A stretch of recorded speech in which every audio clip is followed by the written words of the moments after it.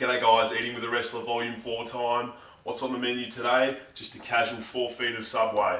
There's a well-known competitive eater from the States by the name of Randy Santel, and over the last couple of months he's been running an open challenge via his YouTube channel, whereby you go into one of the sort of more famous or well-known fast food chains, spend $20 off their value menu, get as many items as you can for that amount, and then do the challenge and try and beat his time. I've wanted to do every week, but as most people know, stuff in Australia is pretty expensive, and what costs $20 at Macca's or Burger King, also known as Hungry Jack's in the States, costs about $50 or $60 here, and we don't have a value menu.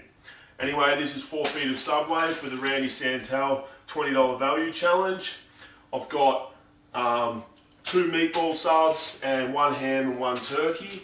I know this is not the biggest subs, but it was pretty much all I could afford. These cost me $32 Aussie, which equates to about 24 or 25 US.